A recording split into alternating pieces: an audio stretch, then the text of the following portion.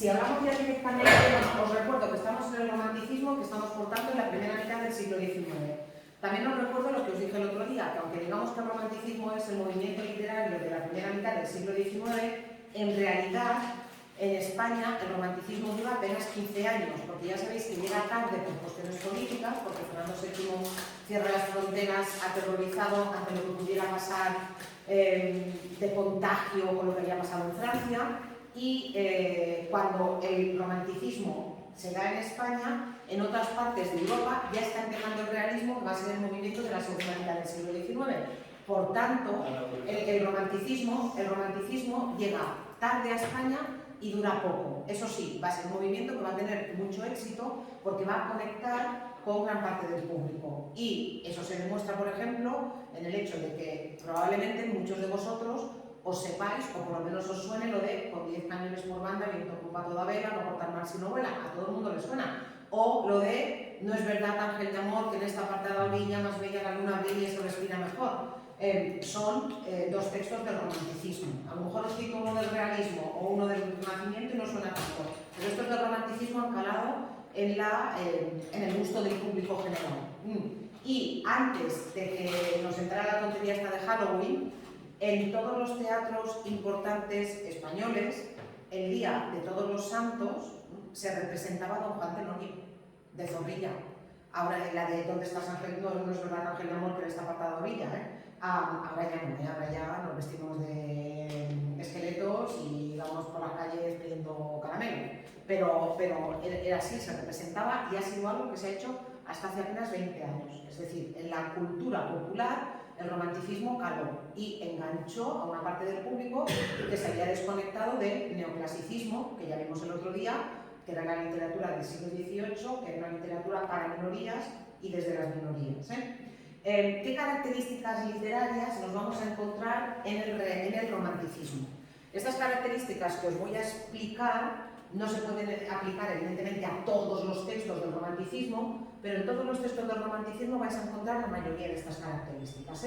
En primer lugar, en el caso de los textos románticos, les interesan mucho, como ellos son, los románticos, como os dije el otro día, son como esta especie de adolescentes permanentes, centrados en el yo y en el individualismo. Es normal que les gusten los personajes que tienen un halo de misterio, pero sobre todo personajes que están al margen de la ley, al margen de la sociedad. Personajes que son libres y hacen lo que les da la gana. Y por eso, por ejemplo, hay muchísimas obras románticas que van a tener como protagonistas a piratas. El pirata va a ser el personaje romántico por excelencia. En la literatura española, pero en el resto de las literaturas europeas y americanas también, porque en las literaturas americanas también hay romanticismo, vamos a encontrarnos con textos protagonizados por piratas.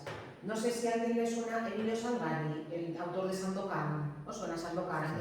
Una serie que hicieron hace muchos años. Bueno, pues Emilio Salgari tiene una serie de libros protagonizados por un pirata que era el Corsario Negro.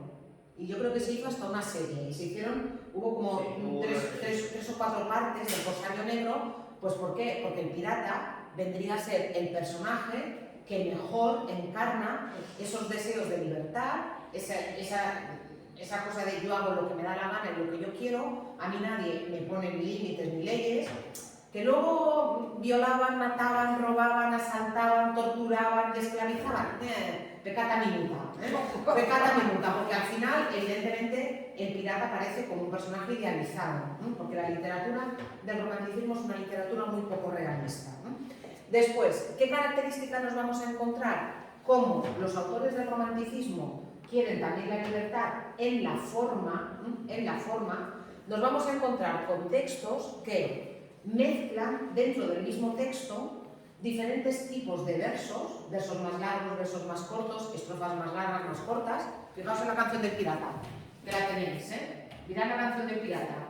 Simplemente echando un vistazo, veis que tiene estrofas, por ejemplo, como esta, de 7 versos, tiene estrofas de 4 versos, tiene estrofas con versos muy cortitos, y si caigo por la vida por perdida ya la di cuando llego del esclavo, ¿lo veis? Y luego tiene estrofas más largas, con versos más largos.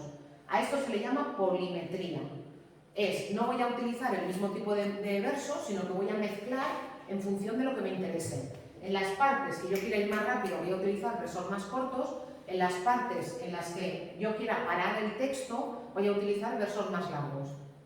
Incluso dentro del mismo texto van a hacer algo que no se había hecho todavía en castellano, lo van a hacer ellos, que es mezclar verso y prosa. Por ejemplo, José de Espronceda, el mismo autor de La canción del pirata, tiene una obra que se llama El estudiante de Salamanca, donde, por cierto, recoge un tema que después se ha visto en películas como las de Tim Burton y todo eso, que es el muerto que sale de la tumba para casarse con su amado, en fin, temas muy modernos, hoy en día me parece muy modernos sobre el romanticismo, y esta obra tiene partes que están escritas en verso y partes que están escritas en prosa.